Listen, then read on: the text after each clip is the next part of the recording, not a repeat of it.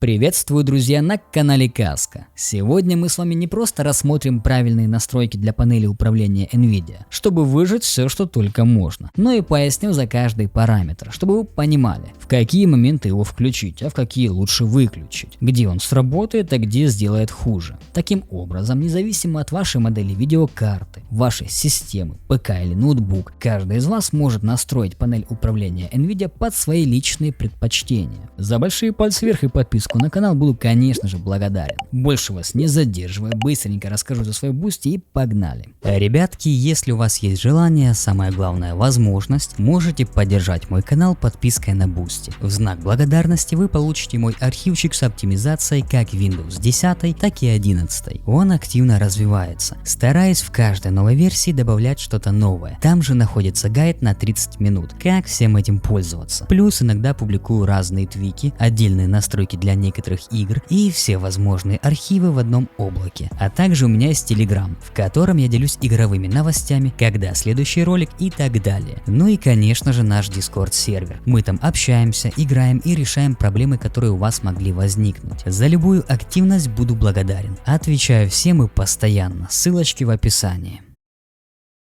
Первое, что нам нужно сделать, это загрузить свежие драйвера для нашей видеокарты. На официальном сайте nvidia.com это делается очень быстро. Нужно всего лишь знать модель своей видеокарты, а также OS. Либо просто загрузить NVIDIA App. И уже внутри программы сможете скачать необходимые вам драйвера. Насчет GeForce Experience. В декабре 2024 года компания NVIDIA прекратила поддержку данного приложения. Какой видеодрайвер загрузить, студийный или игровой? Название слегка может вас запутать и навязать неправильное мнение, что студийный драйвер создан конкретно для рабочих задач, якобы в играх он проигрывает. Утверждать иное я не собираюсь, но игровой драйвер выходит за день до релиза игры, из-за чего мы получаем в новых играх максимально высокие FPS. При этом в каких-то рабочих задачах могут появиться баги, ошибки, вылеты и так далее, в то время как студийный драйвер может выйти спустя несколько недель, месяцев и так далее. Как быть заторможено? Это связано с тем, чтобы минимизировать все ошибки. С другой стороны, по моим тестам все не так однозначно. FPS в данных играх у меня одинаковый. При этом я даже взял новинку Fragpunk, которая вышла 7 марта, а студийные драйвера у меня за 27 февраля. В общем, если вы играете только в игры, ваш выбор это Game Ready. Если еще и монтируете и не гоните за новинками, ставьте студийный. После установки видеодрайвера нажимаем ПКМ на рабочем столе и открываем панель управления NVIDIA. Переходим на вкладку «Регулировка настройки изображения». Оставляем галочку на «Расширенные настройки 3D приложения». И после этого переходим на «Управление параметрами 3D». Здесь нас встречают глобальные параметры и программные настройки. Настройки, которые вы установите на глобальных параметрах, будут касаться всех ваших игр, приложений и так далее. С другой стороны, у нас есть программные настройки. Уже конкретно здесь мы можем настроить приложение либо игру под наши нужды. В процессе настройки я буду вам давать советы, где ставить на глобалке, а где перейти на программные настройки для конкретной игры. Начнем с вами по порядку. Масштабирование изображения. Интересный параметр только с точки зрения повышения резкости. В остальном, в 99% всех нынешних игр доступен как минимум DLSS, а особенно Unreal 5 и его известная оптимизация. CUDA. Если у вас одна видеокарта, оставляем по умолчанию. Если две видеокарты, ставьте галочку на самую мощную из них. DSR степень. Это Dynamic Super Resolution. При нажатии на DSR у нас появится множество различных разрешений, в том числе и более новое масштабирование DL, которое эффективнее в 2 раза. И я считаю, что это идеально подходит для стареньких проектов, где мы хотим действительно повысить качество детализации. Во-первых, это разумно, ведь в старых играх больше мыльца из-за низкого разрешения текстур, ну и плюс в старых играх больше FPS-ов. Кроме физикса на 5000 серии. Ладно, это шутка. Ну, с долей правды. Единственный минус, что DSR степень требует включения на глобальных параметрах, а в самой игре уже выбрать разрешение, на котором мы поставили галочку. Если что, фоном оно никак не влияет на FPS. В новых играх просто ставите ваше разрешение. После включения DSR степени у нас откроется параметр DSR плавность. Тут уже все индивидуально. Отталкивайтесь от заданного по умолчанию параметра. А анизотропная фильтрация влияет на качество текстур при взгляде из-под угла. В большинстве современных игр данный параметр графики практически не влияет на производительность, поэтому ухудшать его качество в угоду потенциальных FPS такое себе занятие. Снова же, если ваша пекарня из каменного века, вполне возможно, что при включении анизотропки вы почувствуете значительную разницу. Рекомендую оставить на управлении от приложения, чтобы конкретно в самой игре уже регулировать его качество. Если вы все-таки принудительно выставите 16X, имейте в виду, что в каких-то крайне редких играх, где нет поддержки анизотропной фильтрации, вы можете столкнуться с проблемой в виде мерцания текстур. В таком случае просто отключите анизотропку для конкретной игры с помощью программных настроек. Вертикальный синхроимпульс. Я думаю, каждый из вас знаком с этим параметром. Это технология, которая синхронизирует частоту обновления вашего экрана с FPS, чтобы избежать разрывов изображения. На глобальных параметрах я рекомендую выбрать использовать настройку 3D приложения, чтобы вы могли самостоятельно решить, нужно включить вертикалку в этой игре или нет. Виртуальная реальность и заранее подготовленные кадры относятся к VR, что для большинства из нас окажется ненужным параметром. Тем не менее, если у вас есть VR, говорят, что единичка на подготовленных кадрах лучше всего работает, так как это дает нам более низкую задержку, а виртуальную реальность выставляем на адаптивную. ГП рендеринга OpenGL. Просто оставляем автовыбор. В наше время не так много приложений, работающих на OpenGL. Насчет совместимости с OpenGL я расскажу чуть позже, когда мы к нему дойдем. Затенение фонового освещения или Ambient Occlusion. Даже если вы его выключите в параметрах видеокарты, сама игра принудительно его включит на своем движке. Разве что мы можем выбрать между качеством и оптимизацией. Но это также теряет смысл, когда узнаем, что затенение через управление параметрами 3D будет работать в очень ограниченном количестве игр. Максимальная частота кадров. С помощью ползунка мы можем отрегулировать необходимый нам FPS в играх. На глобальных параметрах смысла никакого нет, так как это залочит FPS в абсолютно всех наших играх. А вот на программных настройках я бы сказал, что можно, но не нужно. Ведь Lock FPS с помощью панели управления NVIDIA дает дополнительную задержку, что нам, конечно же, не нужно. Лучше уже залочить FPS в игре. Тем более во многих играх данное решение вводится все чаще и чаще. А прям самый топчик вариант с помощью Riva Tuner, которая устанавливается вместе с MSI Afterburner. Она не просто залочит ваш FPS без задержек, но и сделает стабильным фреймтайм. Ролик по фреймтайму я сделаю в ближайшем будущем. А если это будущее уже наступило, значит подсказка появится вот прямо сейчас в правом верхнем углу.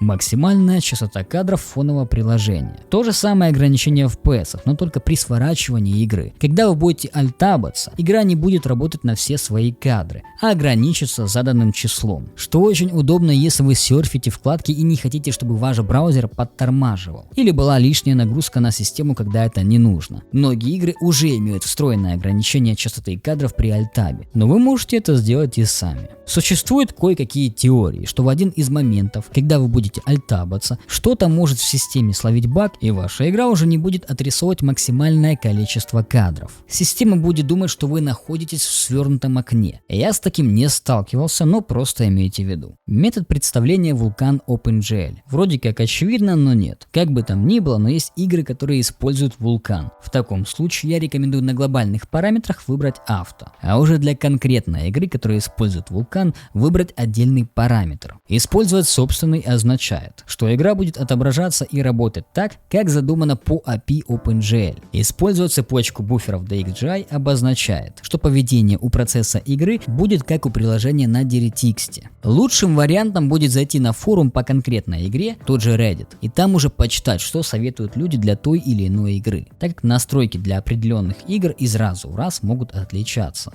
Многокадровое сглаживание MFAA работает только в тех играх, где есть сглаживание MSAA. Самое интересное, что сглаживание действительно улучшает картинку, при этом на FPS никак не влияет. В таком случае я рекомендую включить MFAA, если в игре есть поддержка MSAA. И вы ее включаете. Потому что если вы хоть раз включали MSAA, вы не только увидите, но и почувствуете, как ваш FPS падает на дно. Но если ваша система мощная и вы включаете MSAA, тогда включайте и MFAA. Глаз не нарадуется. Потоковая оптимизация лучше всего оставлять на авто. Пусть сам драйвер контролирует, включать многопоточный рендеринг или нет. Обратная сторона — это старые игры, у которых нет поддержки многопоточного рендеринга. При принудительном включении могут возникнуть баги с движком. В таком случае снова же для конкретной игры выключайте потоковую оптимизацию. Предпочтительная частота обновления. Выбираем высшее доступное, чтобы у нас было постоянное замещение на максимальную частоту, поддерживаемую монитором. Размер кэша шейдеров определяет, сколько мы готовы выделить памяти для компиляции шейдеров, чтобы минимизировать статтеры. По умолчанию для драйвера достаточно обширное понятие. Это может быть как запасом, или достаточно, или прям впритык.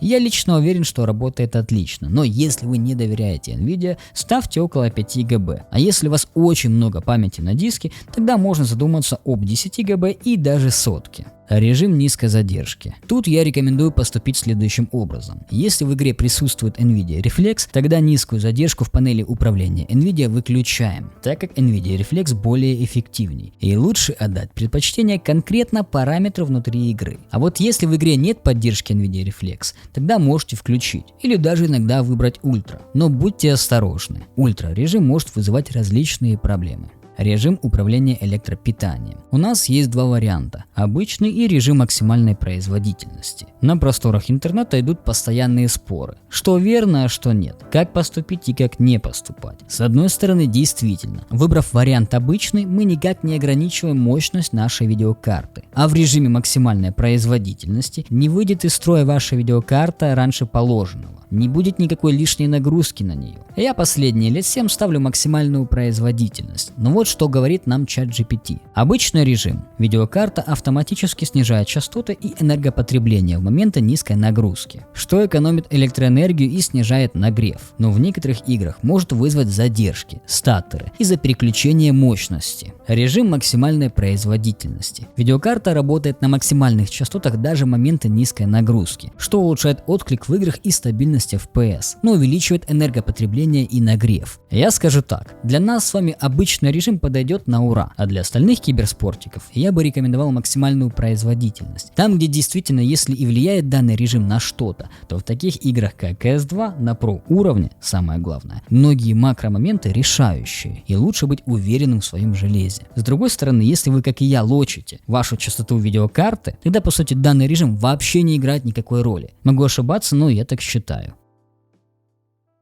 Сглаживание FXAA по умолчанию отключен, и я не рекомендую его принудительно включать, ведь это, наверное, самый худший вид сглаживания. На FPS чаще всего никак не влияет. Но в современных играх, если и использовать какой-либо вид сглаживания, то это скорее всего будет TAA. Мыло лютое, особенно на Full HD, но по крайней мере убирает лесенки. Да и с помощью повышения резкости, которая благо уже интегрируется во многие игры, можно чутка овременить ваш поход к окулисту. Сглаживание гамма-коррекция. По умолчанию данный параметр включен, и тут наш лагерь делится на два разных мнения. С одной стороны можно оставить на вкл, ничего в этом плохого нет, а с другой стороны можно отключить сглаживание гамма-коррекция, так как почти все современные игры имеют встроенную гамму-коррекцию, которая регулируется с помощью движка игры. Раньше у меня этот параметр был постоянно включен, в последнее время начал его выключать. Сглаживание прозрачность. Уменьшает видимые неровности по краям изображений с прозрачными текстурами. В теории. А по факту вообще ничего не делает. Просто оставляйте на выкл. Сглаживание режим. Тут без каких-либо вопросов оставляем управление от приложения, чтобы самостоятельно внутри игры мы могли менять виды сглаживания. Совместимо с OpenGL. То, о чем я говорил ранее. В наше время не так много приложений, работающих на OpenGL. Однако я случайно обнаружил кое-что действительно интересное. В некоторых приложениях, где используется OpenGL, допустим тот же RenPy, движок, на котором чаще всего создаются визуальные новеллы. В данных новеллах обычно присутствуют зацикленные анимации. Если мы оставим OpenGL на авто или в приоритете производительности, анимация в этих новеллах будет поломанная, может тормозить, ускоряться. В моем случае артефакты и черный экран на 2-3 миллисекунды. Помогает только приоритет совместимости. В остальном же оставляйте на авто. Технология монитора. Если ваш моник поддерживает G-Sync, именно на этой вкладке можете все это добро подрубить. Однако существует еще режим G-Sync Compatible. Это Adaptive Sync или FreeSync. Абсолютно разные технологии. Не путать с G-Sync. Вот у меня как раз такой случай. Написано G-Sync, хотя на моем монике нет его поддержки. И при его включении в играх происходят различные баги. Тем не менее, я рекомендую выбрать фиксированную частоту обновления. Тройная буферизация повышает производительность в OpenGL, так еще и с включенной вертикальной синхронизацией. По умолчанию данный параметр выключен, я рекомендую его так и оставить. И в самом низу нас встречают 4 параметра, связанные с фильтрацией текстур. Единственное, что нас интересует, это фильтрация текстур качества. При выборе одного из вариантов меняются и другие. На FPS иногда влияет. Вот, к примеру, я зашел во Frogpunk, тут разницы нет. А в Dota 2 по какой-то причине съелись 10 кадров. У меня на глобалке стоит высокая производительность. Когда играю в одиночные проекты, ставлю фильтрацию для конкретной игры на качество. Говорят, что высокое качество ничем не отличается от просто качества. Только при выборе высокого качества мы уже не сможем включить анизотропную и трилинейную оптимизации. Теперь обязательно применяем все настройки и переходим на настройки физикса. Выбираем нашу видеокарту, только если у вас не 5000-я серия. Снова шучу. На вкладке изменения разрешения можем создать кастомное разрешение. Допустим, для PUBG, CS2 и так далее. Какой именно создать? Вот небольшой список. Частоту обновления, конечно же, ставим максимальную, которую поддерживает ваш монитор, а чуть ниже ставим все на максималочи. На регулировке параметров цвета можем слегка поднять цифровую интенсивность. Это сделает картинку более сочной. Настройка G-Sync. Если данная технология вам не нужна, вот на этой вкладке обязательно выключаем ее. Далее открываем NVIDIA App, вкладка графика и переходим на глобальные параметры. Настроек не так много, а большинство из них повторяются. Единственное, что можете здесь подрубить динамическую сочность и RTX HDR. Будьте осторожны, к примеру, сочность кушает лишние кадры. Теперь система. Здесь мы можем также в 2 клика включить или выключить G-Sync, задать разрешение и частоту обновления вашего монитора. На вкладке видео включить улучшение видео RTX. Эта функция использует ИИ для повышения разрешения и уменьшения артефактов сжатия видео. Технология на самом деле частенько выручает. Просто нажимаем на вкл и задаем приоритет GP. Super Resolution работает только в браузере, при этом не обязательно должен быть YouTube, ну и любые другие площадки. При переходе в полный экран мы заметим плашку справа вверху, если вы поставили галочку для ее отображения. И заметим, как видео с низким разрешением улучшает картинку, а точнее повышает разрешение. На вкладке производительность можем слегка бустануть нашу видеокарту. Я, конечно, приверженец ручного разгона, но если лень, почему бы и нет. Правда, ждать долго, и раньше нельзя было переключаться между разгоном и дефолтом. Может, это поправили, не знаю. На вкладке настройки, игровые фильтры и фоторежим я обычно выключаю,